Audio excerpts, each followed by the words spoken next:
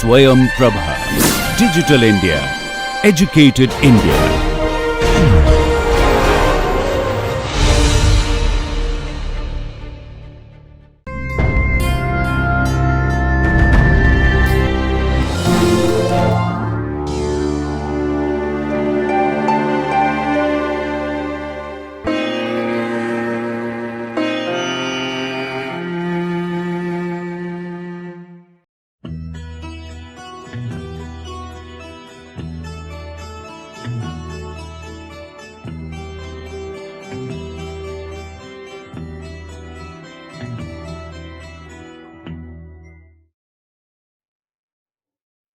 Okay, in the previous class we discussed about the different techniques through which we can make or we can construct the optimal portfolios, and also we discussed the different factors which could have the impact on the expected return of the stocks or the different assets. So, after discussing these two important aspects of portfolio management, we will be now discussing specifically how we can make the portfolios and what are those different strategies or different steps the investor always follows to construct their portfolios, and how on the basis of their objectives the portfolio management strategy differs from investor to investor. All these questions basically answered by the discussion on the portfolio management strategy. And here whenever we talk about the portfolio management strategies, the portfolio management strategy is basically varies on the basis of their assets or varies on the basis of the investors objectives. And here specifically first we will be discussing about the portfolio management strategy with respect to the equity assets or the assets related to equity market. Then gradually in the further sessions we will be discussing the other assets like bonds and derivatives and how those assets can be used for their optimization of the portfolio.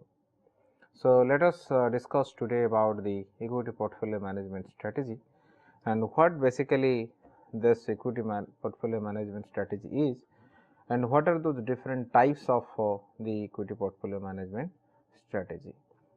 And in broadly, whether it is equity portfolio management or it is bond portfolio or any other assets, always this different strategies basically has been categorized. The different management strategies, portfolio management strategy has been categorized into two ways. One is your passive strategy or passive portfolio management strategy. Another one is your active portfolio management strategy.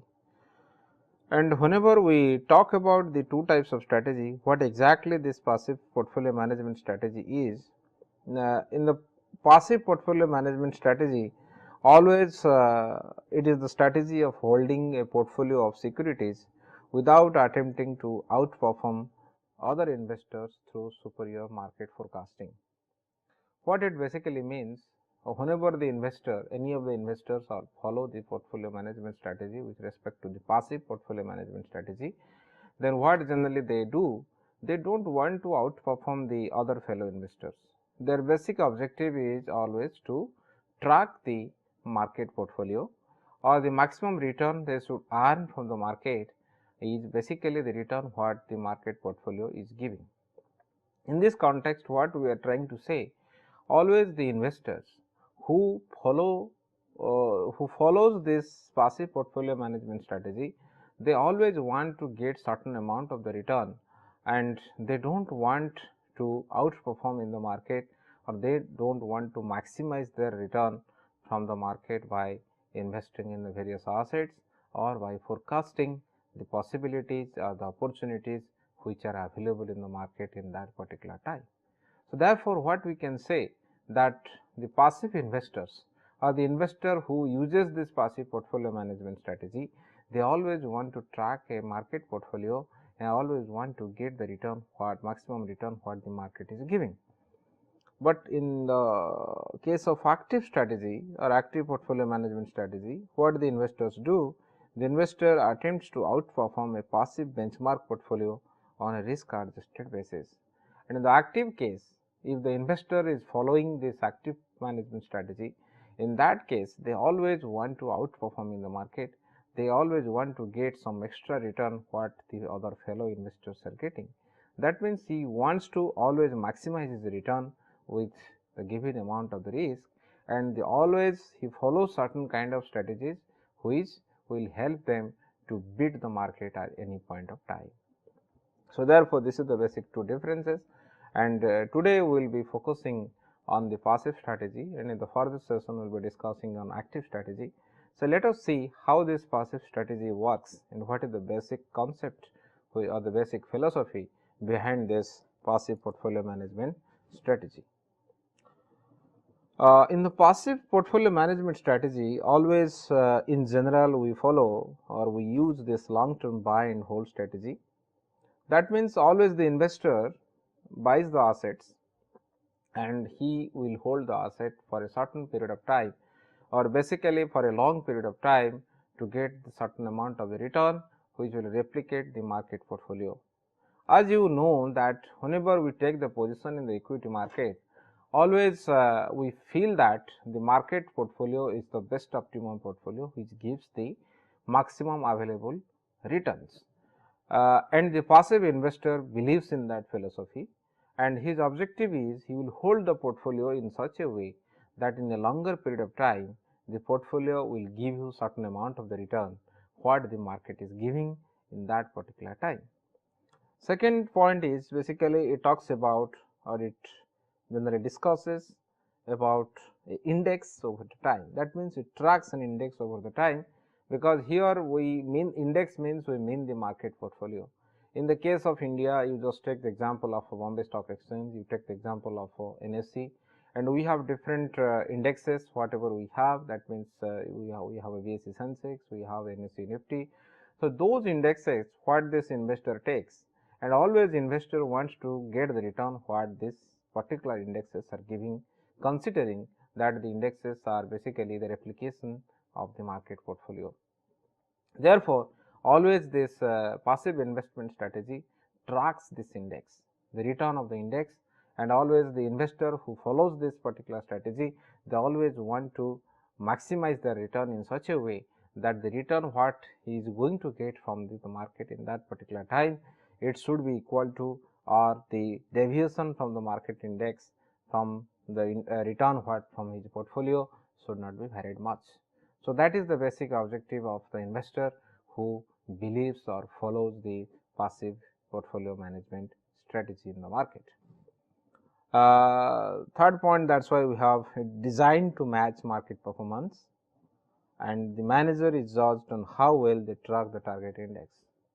That means basically this particular portfolio management strategy is designed to match the market performance. How the market is performing, this particular portfolio what this manager is making or the investor is making, that should exactly perform in the same direction in whatever direction your market is moving. Therefore, it is basically nothing but tracking or replicating this particular index, what this particular investor believes it is the best index which are available in that particular time. And second one is always this manager is a good performer, or the investor who believes or who follows this passive investment strategy, whether they are a good investment strategist or not, that basically always we track on the basis of the deviation of the return from the portfolio what he is getting from his own portfolio, as well as the return what your market index is giving. So, accordingly we can say that how this particular or how we can judge that how this particular investor is performing in a particular time. So, that is basically the main concepts which are related or main philosophy of the passive equity portfolio management strategy. Already told you would replicate the performance of an index, may slightly underperform the target index due to fees and commissions. Cost of active management are hard to overcome in risk adjusted performance. Many different market indices are used for tracking the portfolios. If you see these things, sometimes what we have observed in general, the index which is basically targeting or which is tracking this market portfolio, sometimes this return is little bit less than the market index.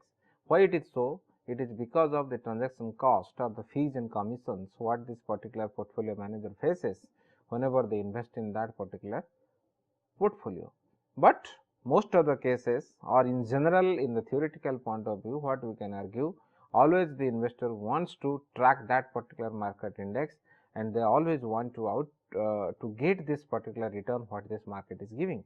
They never are, they are not interested to outperform in the market, or they are not interested that how this particular return we can get more than the market is giving, because in the beginning the basic objective of the investor is to get the maximum return what the market is giving in that particular time, or the market index is giving in that particular time.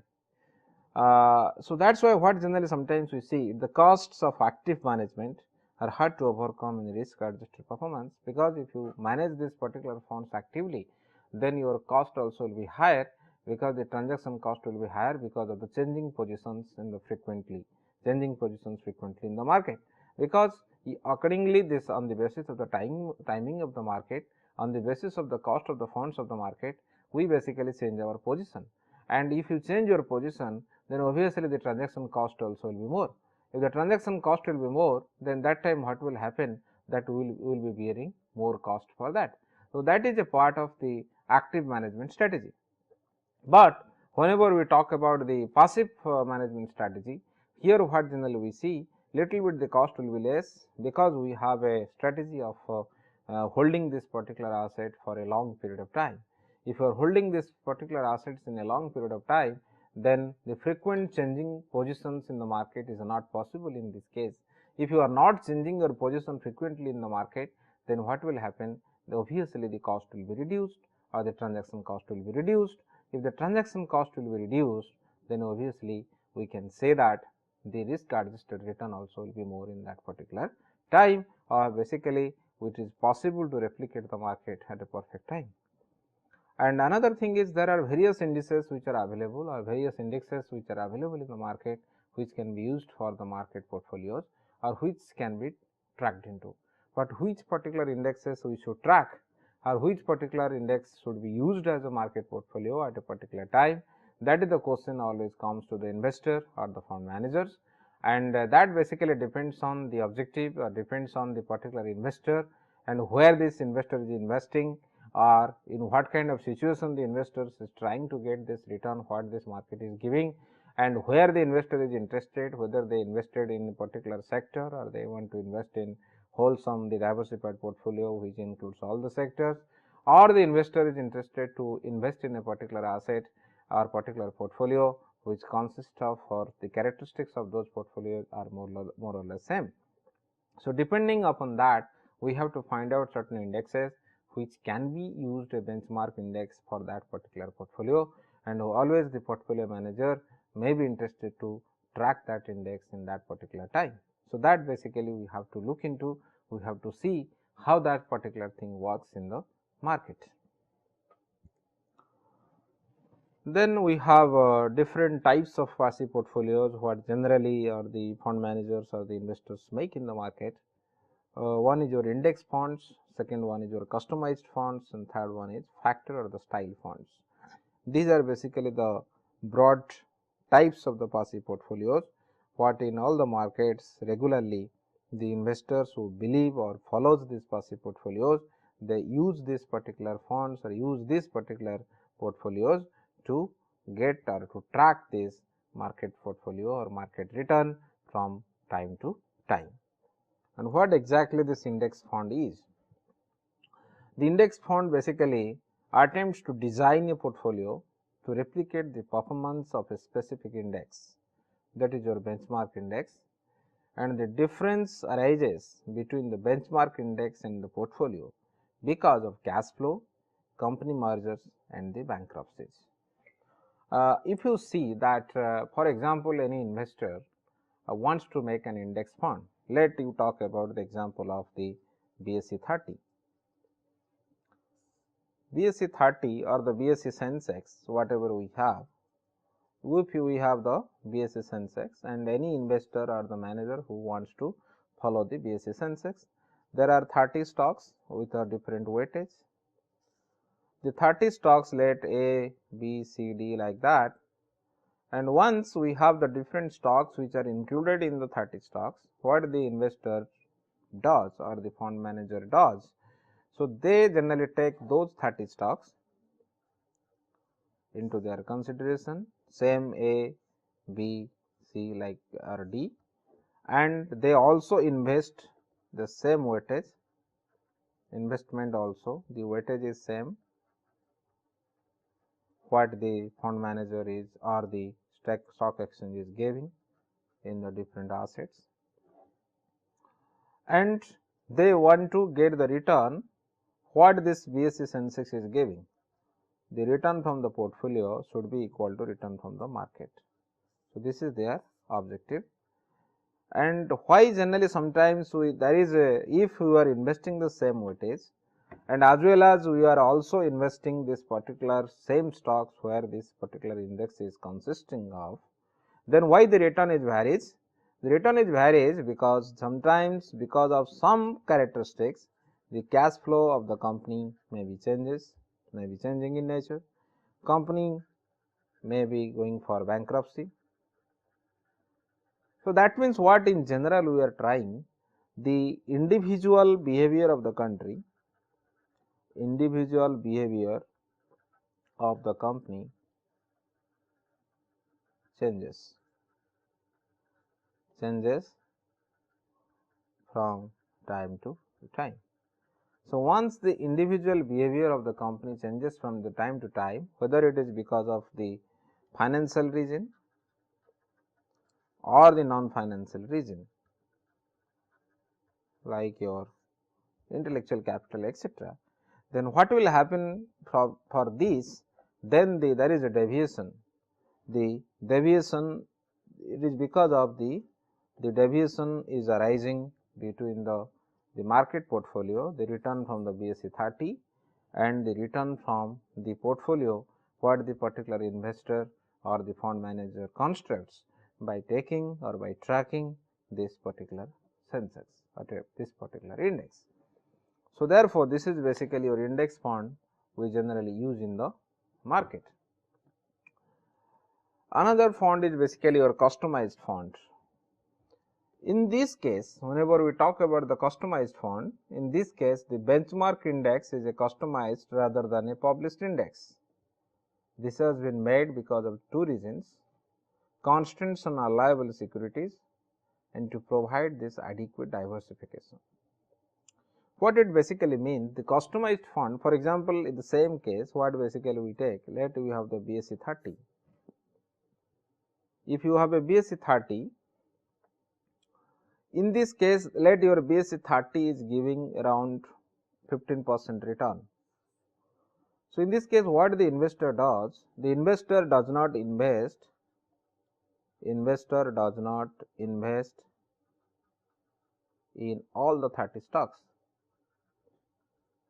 What he does, he tries to find out the number of stocks, and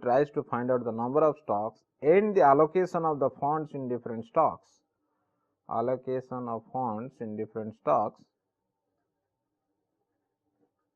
in such a way. He does this, he chooses this number of stocks, he makes the allocation in such a way that instead of investing in this 30 stocks, he invests in 5 stocks, but the return will be as much as same what this particular 30 stocks are giving, or the portfolio of 30 stocks, the return of the portfolio which consists of 30 stocks and the return of the portfolio which is consists of the 5 stocks is almost same. So, why generally they do it? There are certain constants and they want to avoid this transaction cost, and as well as also they what generally they do, they provide also the required diversification. So, both required diversification and the transaction cost both can be minimized in such a way. That is why instead of investing all those funds in that 30 stock, the investor may be interested to invest in certain customized funds or customized assets through which the return can be maximized, and the return will be same as this particular market is giving, and also we can get the same amount of the return, and we can track this particular market return perfectly, and also the proper diversification can be made. The next one is your style fund. The style fund is basically, this type of fund basically replicates a benchmark geared to mimic the performance of a given stock. The factors, stock factors such as growth, small capitalization or the high yield. It can also be specialized or titled towards specific sector or industries such as the energy sector. Why generally how we talk about the style fund? The style fund means instead of investing in BSE Sensex, some of the fund manager or some of the investors, what they do, they invest in a particular type of fund, which this particular fund is based on the certain characteristics, or the characteristics of those stocks which are included in this particular portfolio are same. What does it mean? You take the example of a particular stock or particular bond, particular portfolio, which is consisting of 30 stocks or the 40 stocks, and all the 40 stocks are the small cap stocks.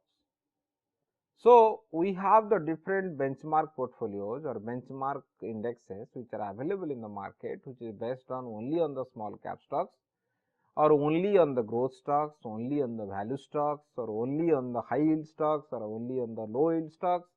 So, what this investor does, instead of following this total benchmark portfolio or the market portfolio which is available, they typically follow a particular portfolio which satisfies certain characteristics of those assets, or the characteristics of those assets which are included in that portfolio are same. The uniformity is maintained across these particular assets, and once the uniformity is maintained, a certain style has been followed to construct that portfolio, then the investor also will be ready to invest in those particular assets which also follow the certain criteria, or the particular characteristics of those assets are uniform across these individuals or across these assets. So, therefore, the asset, already I told you, the portfolio may be based on the value stocks, the portfolio may be on the basis of the growth stocks, the portfolio may be on the basis of the small cap stocks, it may be on this basis for the mid cap stocks, on the basis of the large cap stocks, and also typically sometimes also we can find this particular portfolio may be also sector specific or the industry specific.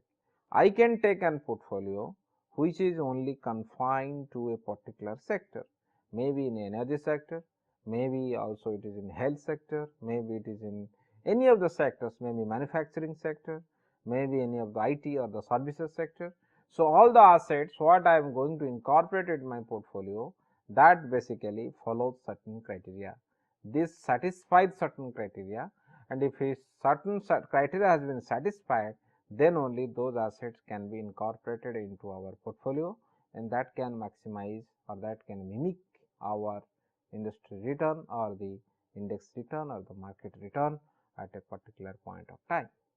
So, that generally we call it the style fund. So, here in the case of style fund, we do not mimic this market index like BSE Sensex or NSE Nifty or Nasdaq Stock Index or anything Standard & Poor 500 like that.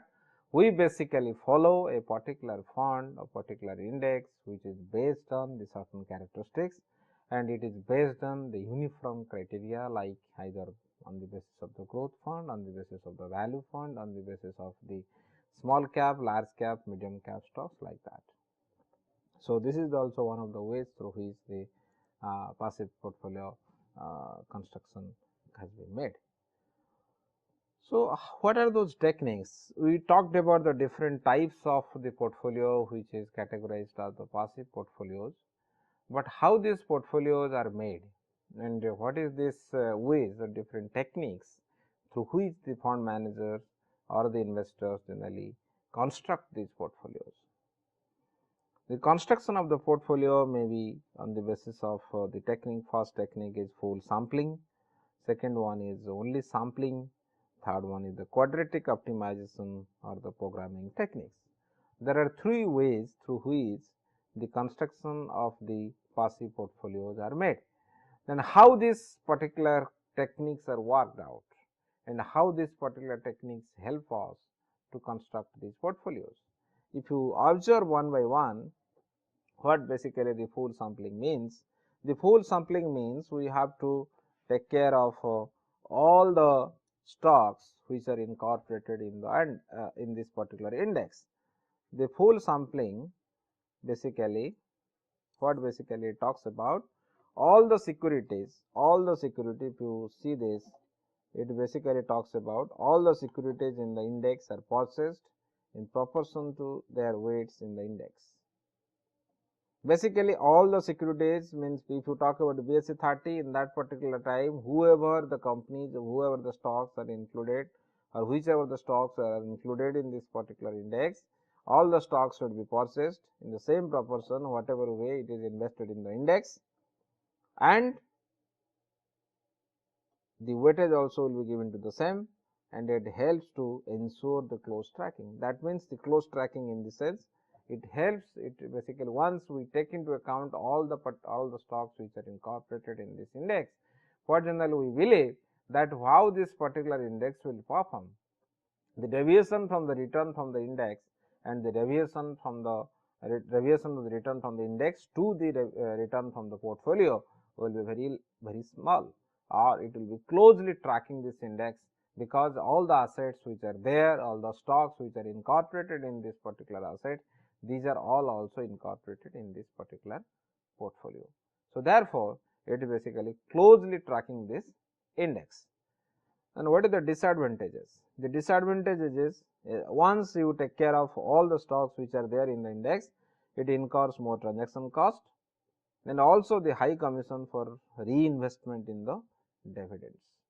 If you have more assets or more stocks, then as much as stocks you include in your portfolio, then automatically the transaction cost also will increase, because the commissions, the fees, the brokerage charges, etc., everything, all the costs which are included in the transaction cost, that will be increasing, number one. Number two, you have to also the reinvestment cost basically will be more, because for each stock generally this reinvestment in dividends, also the commission for the reinvestment in dividend also will be more. In terms of the dividends, you have to also bear some cost for that, because more number of stocks are included in that. But if you have the less number of stocks, then obviously in that way also you can minimize certain cost in the market. So therefore, what we have seen, the full replication has advantage, because certain advantage, because it basically closes down this errors which we get from this deviation between the index and this portfolio what this particular manager is making. But in other way, it also incurs more cost, because this transaction cost will be more as you are adding more number of assets in that particular portfolio. So that is the pros and cons, or advantages and disadvantages of making this or taking this full sampling into our consideration, or the technique of the full sampling, or the total stocks which are there in the index, and as well as all the assets whatever there in the index will be included in that particular portfolios. So that basically is one of the disadvantage whatever we have, but we have also advantages, because it basically reduces the error what we usually face because of the deviation between this index and the market index, and as well as the portfolio what we are trying to make. So in this context, what basically we are trying to say that once we have the full sampling method we are using, we should also very careful about the transaction cost, because it is one of the biggest costs what always the investor faces in the market. And once the transaction cost will be taken care, then obviously the total return can be maximized in the market. Then another method is basically sampling. What basically the sampling method is? The sampling method basically talks about the instead of taking the full samples in the market or the full samples from the index which are there in this particular stocks, it is better we should take or we should buy the representative sample of stocks in the benchmark index according to their weights in the index, and it will have always the lower commission, and the reinvestment of dividends is less difficult because the less number of assets has been included, but the disadvantages are it has the more tracking error. What it basically means or what it basically talks about? It basically talks about instead of talking about or instead of taking all the assets into our analysis or all the assets into our portfolio. Already in the previous case I also told you that don't take into account all the 30 stocks or all the 35 stocks which are included in the portfolio. It's you have to identify certain stocks which is basically replicating the total return what this particular index can give.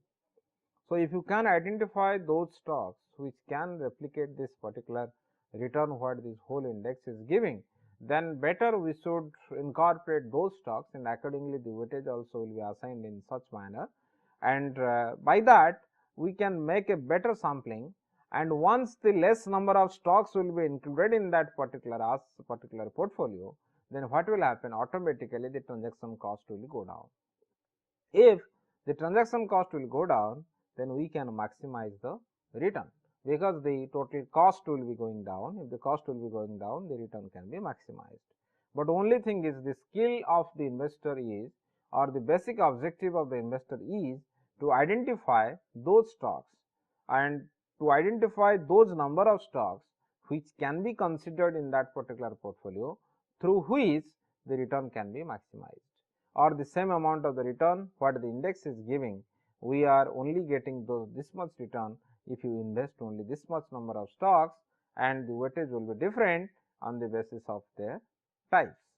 So, like that, what here we are trying to say that the sampling method is a little bit difficult, but here one advantage is we are minimizing certain transaction cost if you are choosing this number of assets or the number of stocks which are there which can replicate to the market index, and the return what the market index is giving, the same amount of the return we can get.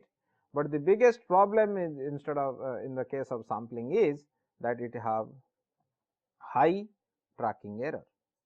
It may have the high tracking error. What do you mean by this? Because sometimes if you observe that once we have this sampling methods, and we have to decide certain assets which can replicate this fund or the particular market index, then what here we can see that sometimes if you are choosing methods or the particular sampling technique whatever you have used to find out this particular return or to find out this particular portfolio which can give the amount of the return what your market is giving, sometimes it is misleaded to the investor, sometimes because of certain faults or certain kind of biasness what we have observed that the tracking the deviation of the market index and the deviation of the return from the market index and the return of the portfolio will be more. If the deviation from the market index with the portfolio will be more, then obviously the error will be more. So, even if you are reducing certain amount of the cost by choosing the samples, here in this case what we have observed, but otherwise we are facing also more errors of choosing this particular sample because of some biasness or because of some errors of this chosen methodology. Therefore, this is one of the problems we face in terms of sampling. Then another technique we use, that is the quadratic optimization. So, here what we do in this method, we historically use this information, the historical information on price changes and the correlation between securities are input into a computer that determines the composition of the portfolio that will minimize the tracking error with the benchmark. You see, previous sessions we will be discussing about this different techniques through which we can made this, or we can construct the different optimal portfolios. So, in this case, what here the quadratic optimization technique is trying to say, you go back to your Lagrange multiplier techniques. What basically we do there, let your benchmark index is giving 10% return. So, the objective of the investor is 10%, and on the basis of, let you are using the SwayamPrabha method to choose this particular assets, or you can use this Marquis method to choose this particular asset. What generally we do here, we calculate, we choose these assets, and once we choose this asset, let we have 5 number of assets should be included, maybe on the basis of the cutoff rate, what your SwayamPrabha has explained, or we have the Marquis method on the basis of the number of stocks, on the basis of the risk return profile of the portfolio, and your objective is to get the 10% return. Then in this case, what generally basically we do, we specify the objective, which is minimization of the risk on the basis of the 5 number of stocks whatever we have included in our portfolio. Then your objective is your constant is you have to get the 10% return what your market index is giving. So, then what generally we do, if you put it and make a particular equation using a composite make a composite equation using this Lagrange multiplier method. If you use this Lagrange multiplier method to use this particular equation, then what will happen? Then finally, you can calculate the weightage. So, in this quadratic optimization method, we basically find out the weightage, and after choosing this number of stocks on the basis of the different theories, on the basis of either on the basis of Marquis theory or the SwayamPrabha theory, then we assign this weightage on the basis of this programming method, randomly it chooses. Then what will happen in this case? This is the advantage, because we will have technically have certain kind of factors which are responsible or which are determining this particular return, and here the objective is to minimize this tracking error, or we basically always follow this what this return your market index is giving. But the problem here is based on the historical data which lead to failure to the track the index, because here basically all the analysis is based on the historical simulation of the data. That means historically something has happened to the company, and we are using those data to forecast what should be the value of this return of the portfolio, and how this return of the portfolio can track this return of the index. So, that is one of the limitations what this particular method has. And why we call it is a limitation? We call it a limitation sometimes if you believe the efficiency of the market concept. If you say that your market is not efficient, the market is basically not inefficient, it is basically efficient. That means we believe in that philosophy that history does not repeat, or the stock price by trending or by analyzing the historical data we cannot predict the stock prices in the future. Then the forecasting or the methodology what we are using, that is sometimes wrong, because if you only historical data wise if you assign this weightage, then that weightage may not work in the future, because of certain other external factors, this particular behavior of the different stocks what we have already incorporated into our analysis, and whatever weightage you have also put to them, they will be changed. And if we will retain with the same kind of methods or same kind of weightage for those assets which are considered in our portfolio, and which was because of their performance in the historical in the history, then what we can see that if the same behavior the stocks will not show in the future, then the return cannot be maximized, or the return of this index what it is giving because of the market fluctuation, that we cannot track. If we cannot track that, then the basic investment philosophy of the passive portfolio management will be gone. If the basic investment philosophy of the passive portfolio management will be gone, and the return cannot be maximized in that particular time, then the benefit of the investor using this passive portfolio investment strategy will be gone. So, therefore, we have a probability of high tracking error if you choose this on the basis of the market and the basis of the linear programming methods or any quadratic optimization method. to track this particular index. So, tracking the index using this sometimes is misleaded, sometimes it creates the difficulty, and the disadvantage it is because of the historical data of what we are using to assign this weightage to different stocks. So, this is another method. So, here what generally always we have seen that always we believe in this philosophy of minimizing the deviation between the tracking deviation between the index and this portfolio return what we are getting. So, what we call it the tracking error, and here the goal of the manager is to reduce the tracking error, and tracking error is nothing but it is basically the extent to which the return fluctuations in the managed portfolios are not correlated with return fluctuations in the benchmark. How generally the tracking error can be calculated?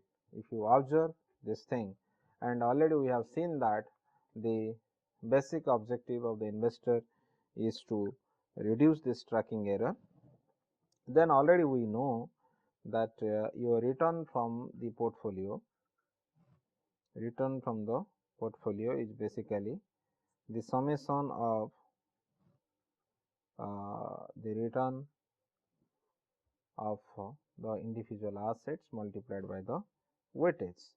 So, what basically here we can write, then your WI is basically the investment weightage, investment weight what we give asset I in the managed portfolio,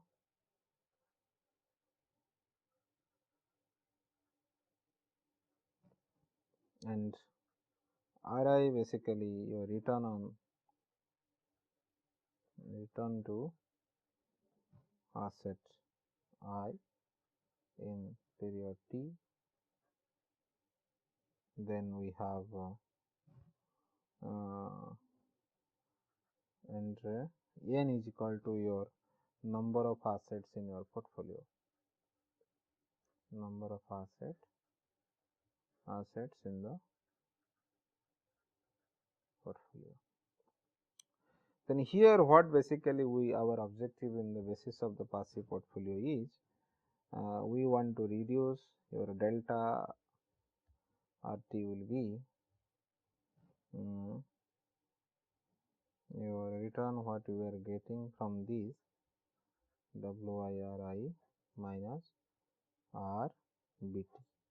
RBT is basically the return to the benchmark index, return to the benchmark index or benchmark portfolio in period T.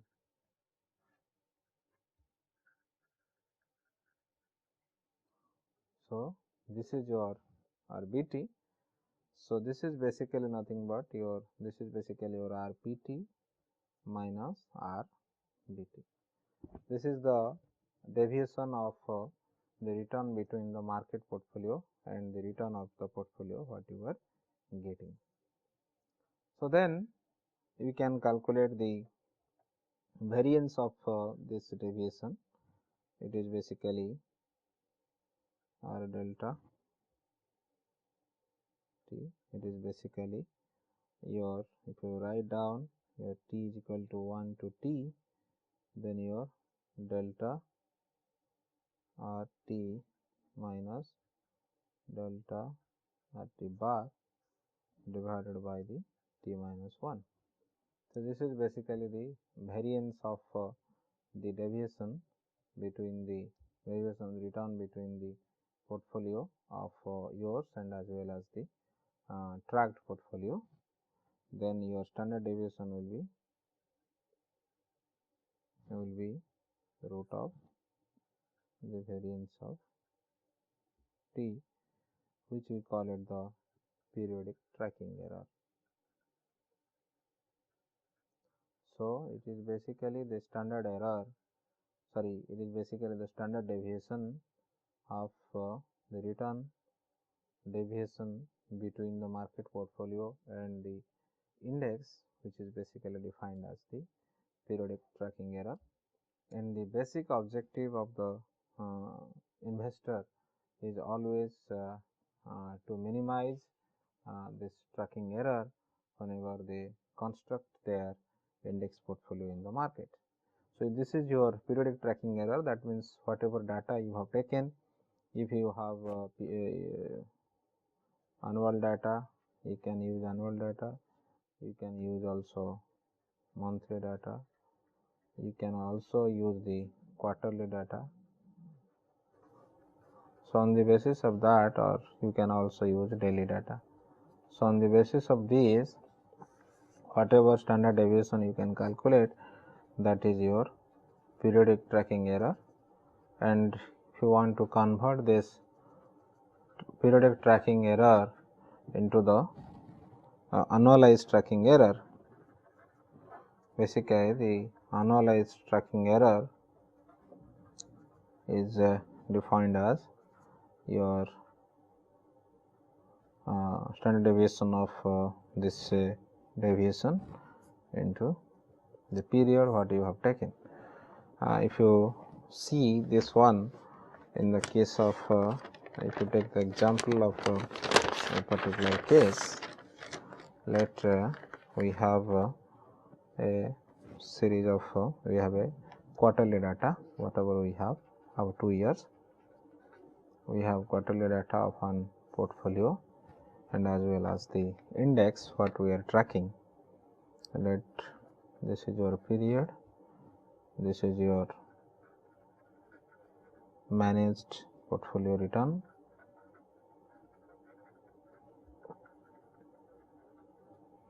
this is your index return, and this is your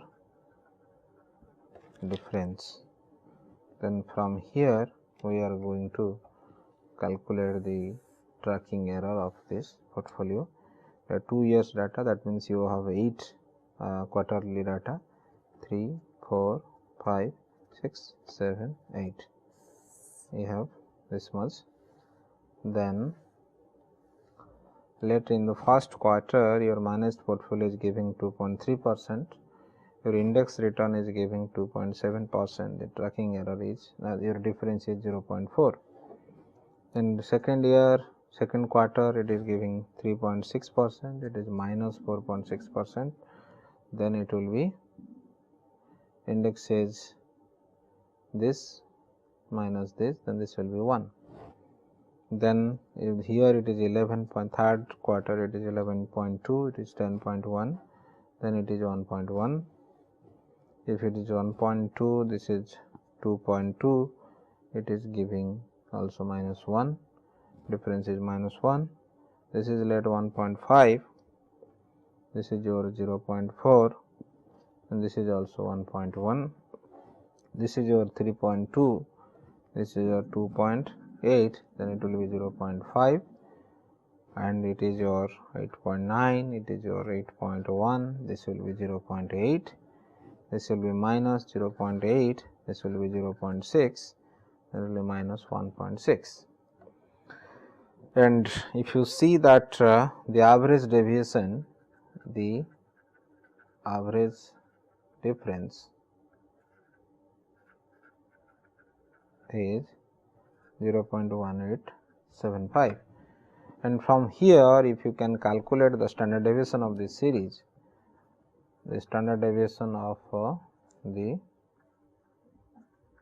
series will be 1.0521. If your standard deviation of the series will be 1521, then your tracking error, your quarterly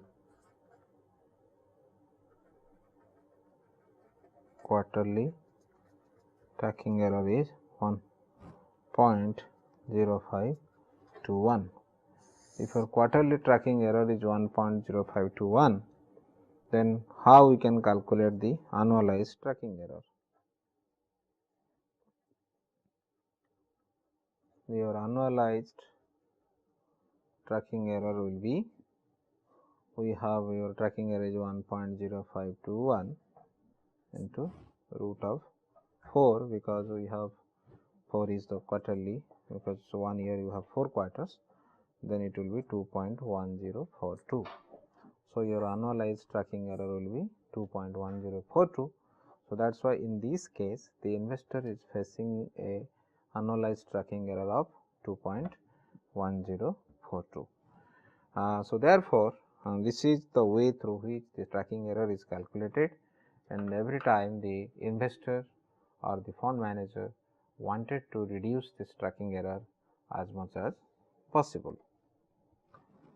Here the one biggest problem always in practice we face, choosing the right index which can be used as a benchmark index. So, therefore, we should also much more concerned about this thing, and this right index is basically in this way we always choose. Small market indexes are liquid but under diversified. They are not diversified because less number of assets have been included there. Larger market indices are illiquid but diversified, because there are a lot of liquidity will be available, but they are diversified. So, we have the confusion whether we should go for a small market index or the larger market index. So, the benchmark index should be in the right mix of both. And whenever we talk about these two, then what are those things we should look into?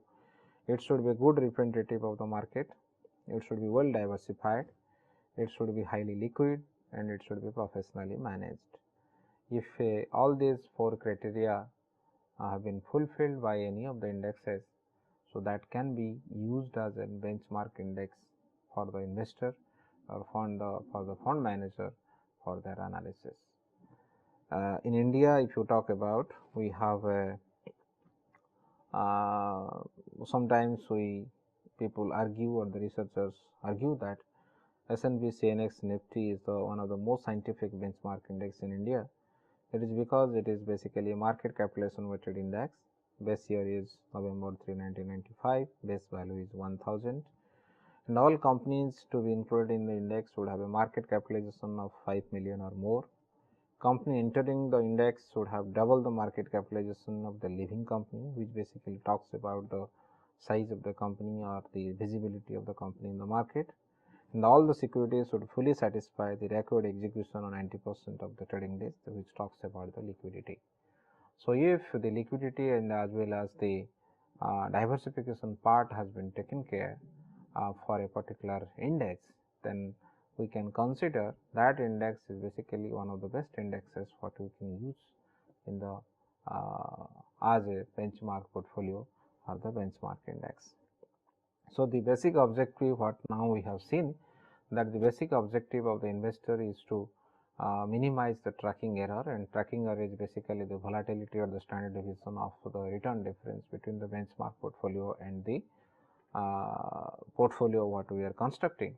And once this tracking error will be minimized either through stylized using any of the techniques like your full sampling or the quadratic optimization, then we can say the actual objective of the investor has been fulfilled. But here one thing always basic thing we should remember, we should always remember that if any investor or the fund manager follows this passive portfolio management strategy, then they always concentrate or they always want to only track the market or the market index.